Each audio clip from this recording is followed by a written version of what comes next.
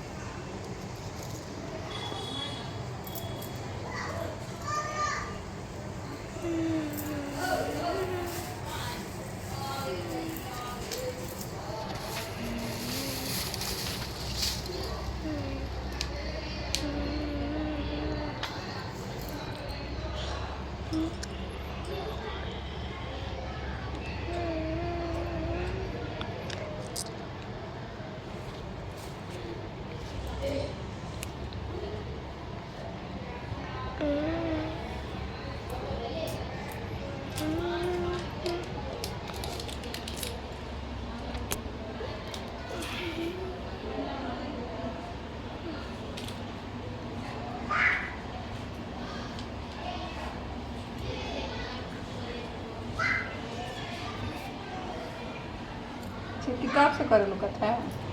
कर लेनी रो आप पूजा ना हम कहा हो जाते हैं करो कर तो का तो सुन तो आई फिर सुनो हम सबको बन जाना मम्मी भाई हम तो भाई। हां तो ले जाएंगे किताब तो हाँ किताबें कहते हैं। आज कर लेते हैं तुम भी जाते हैं। हाँ किताबें खाते नहीं भाने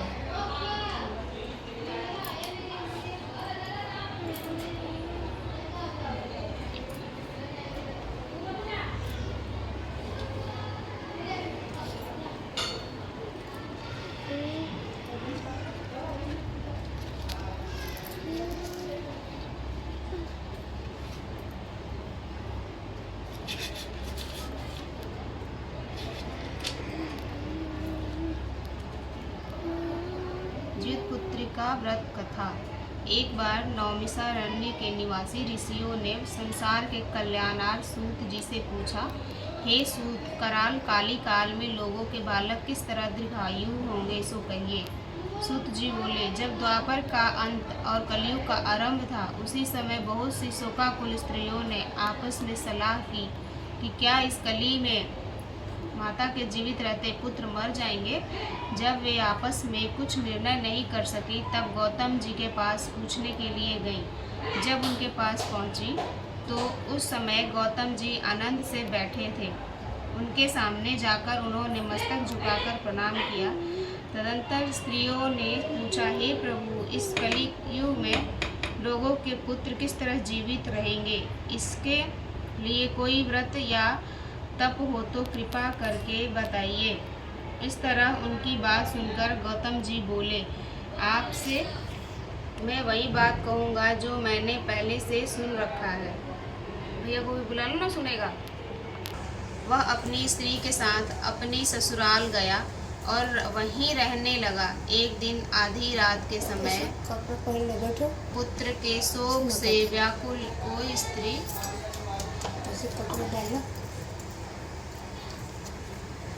रोने लगी, क्योंकि वह अपने बेटे के दर्शन से निराश हो चुकी थी। उसका पुत्र मर चुका था। वह रोती हुई कहती थी, हाय, मुझ बूढ़ी माता के सामने मेरा बेटा मरा जा रहा है। उसका रुदन सुनकर राजा जिमुतवाहन का तो मानो हृदय वृत। उससे पूछा, तुम्हारा बेटा कैसे मरा? बूढ़ी ने कहा, गरुड़ प्रतिदिन आकर गांव के लड़कों को खा जाता है। इस पर दयालु राजा ने कहा, माता, अब तुम रो मत, आनंद से बैठो। मैं तुम्हारे बच्चे को बचाने का यत्न करता हूँ। ऐसा कहकर राजा उस स्थान पर गया जहाँ गरुड़ आकर प्रतिदिन मांस खाया करता था। समझ में आ रहा ना? उसी समय गरुड़ भी उस पर टूट पड़ा और मांस खाने लगा। जब अतिशय तेजस्वी गरुड़ ने राजा का बाया अंग खा लिया, गरुड़ मतलब गरुड़ एक पक्षी होता है जो बहुत बड़ा होता है, तो झटपट राजा ने अपना दाहिना अंग फेर कर गरुड़ के सामने दिया। राजा का वो ना ये खा रहा था तो दिया। यह देखकर गरुड़ ने कहा, तुम कोई देवता हो? कौन हो तुम? मनुष्य तो नहीं जान पड़ते। अच्छा, अपना जन्म और कुल बताओ। पीड़ा से व्याकुल मन वाले राजा ने कहा, मतलब बहुत दुख हो रहा था उनको, दर्द हो रहा था, तो उसके बारे में, हे पक्षीराज, इस तरह के प्रश्न करना व्यर्थ है, तुम अपनी इच्छा भर मांस खाओ। यह सुनकर गरुड़ रुक गए और बड़े आदर से राजा के जन्म और कुल की बात पूछने लगे। राजा ने कहा, मेरी माता का नाम सव्या और मेरे पिता का नाम शालिवाहन है। सूर्य वंश में मेरा जन्म हुआ है और जीवमुतवाहन मेरा नाम है। जो राजा था ना उसका जीवमुतवाहन नाम था, उसी पे ये जीतिया करते हैं ना हम। तो राजा की दयालुता देखकर गरुड़ ने कहा, हे महाभाग, तुम्हारे मन में जो अभिलाषा हो वह वर मांगो। राजा ने कहा, हे पक्षीराज, यदि आप मुझे वर दे रहे हैं तो वर दीजिए कि आपने अब तक जिन प्राणियों को खाया है वे सब जीवित हो जाएं, मतलब जिंदा हो जाएं। हे स्वामिन, अब से आप यहाँ बालकों को ना खाएं और कोई ऐसा उपाय करें कि जहाँ जो उत्पन्न हो वे लोग बहुत दिनों तक जीवित रहें। धौम्य ने कहा कि पक्षीराज गरुड़ राजा को वरदान देकर स्वयं अमृत के लिए नागलोक चले गए। नागलोक, वहाँ से अमृत लाकर उन्होंने उन मरे मनुष्यों की हड्डियों पर बरसाया। ऐसा करने से सब लोग जीवित हो गए जिनको कि पहले गरुड़ ने खाया था। ठीक, सारे लोग जीवित हो गए, अमृत बरसा दिया ना, तो सब लोग जिंदा हो गए। तो राजा के त्याग और गरुड़ की कृपा से वहाँ वालों का बहुत कष्ट दूर हो गया। उस समय राजा के शरीर की शोभा दूनी हो गई थी।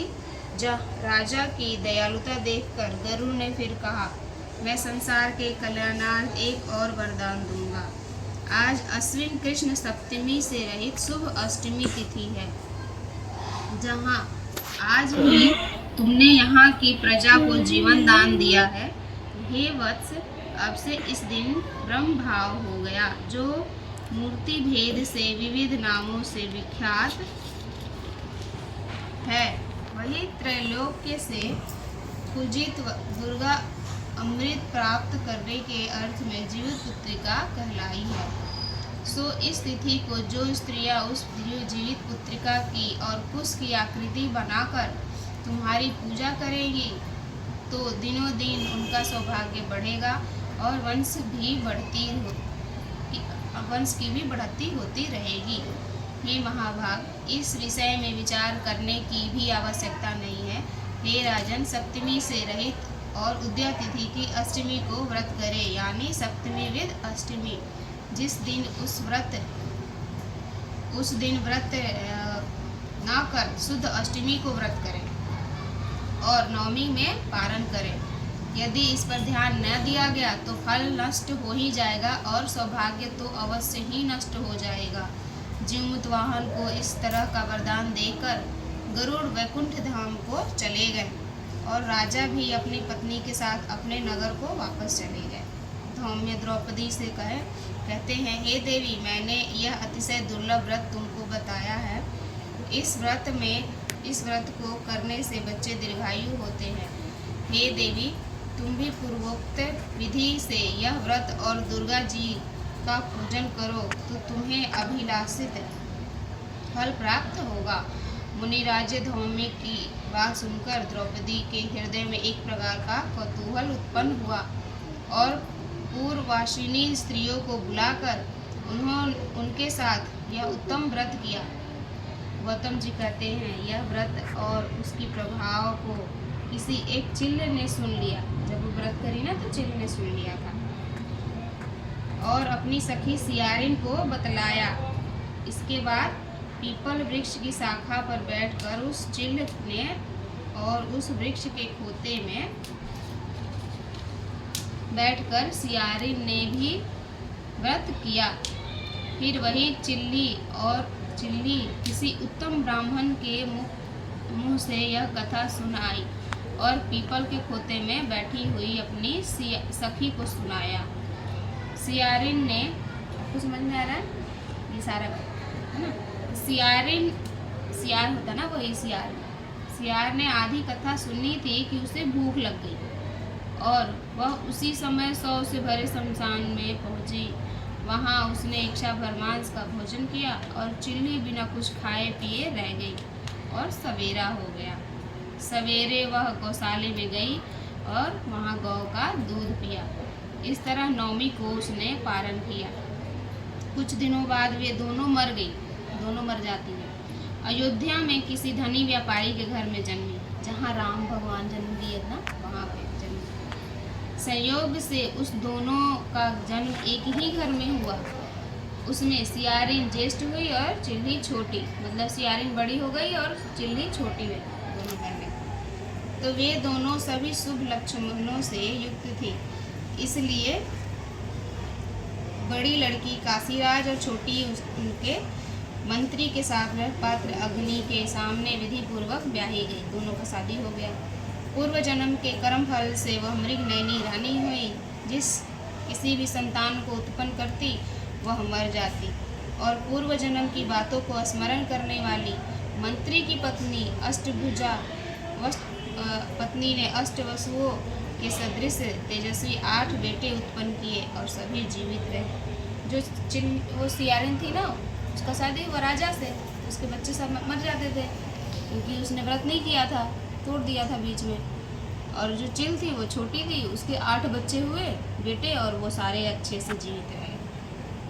तो अपनी बहन के पुत्रों को जीवित देखकर ईर्ष्यावश राजपत्नी ने अपने स्वामी से कहा, यदि तुम मुझे जीवित रखना चाहते हो तो मंत्री के पुत्रों को उसी जगह भेज दो जहाँ मेरे बेटे गए हैं। मतलब ना अपनी बहन के बेटों को बोलती थी ना कि मार दो, उसके बेटे नहीं हैं इसलिए, अर्थात उन्हें मार डालो। यह सुनकर राजा की उस मंत्री के पुत्रों को मारने के लिए कई प्रकार के उद्योग किया, मतलब बहुत प्रकार से उसको मारना चाहा।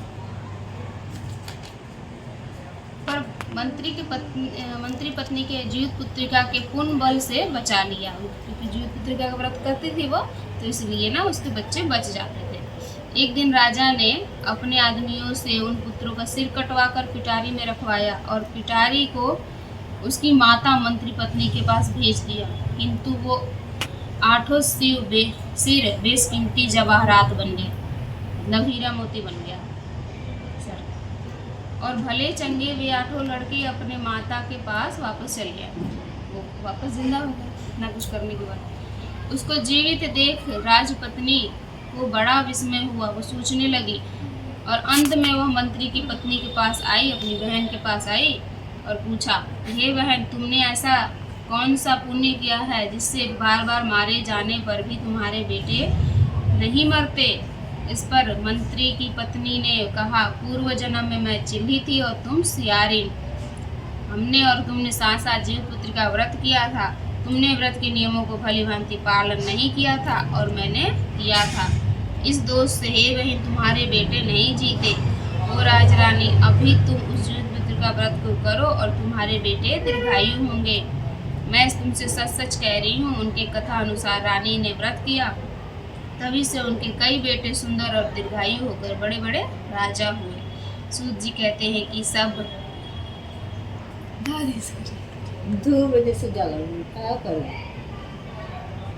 कहते हैं कि सब प्रकार का आनंद देने वाले मैंने यह दिव्य व्रत बतलाया।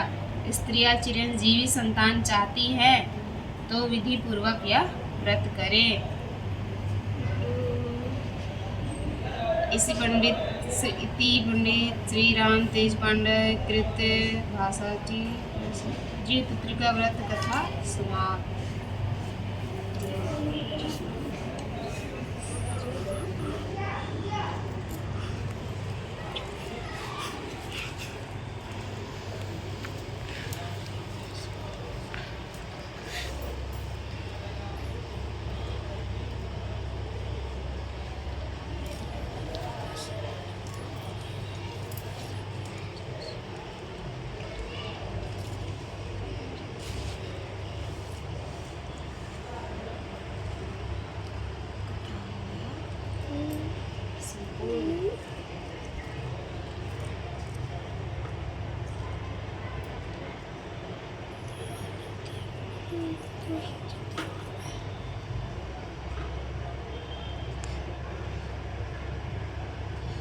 इनके सब बरियार लेवली सन खड़ के सब पंडित होने कल कहत रही सन कहने की हमनी के ना लगेला।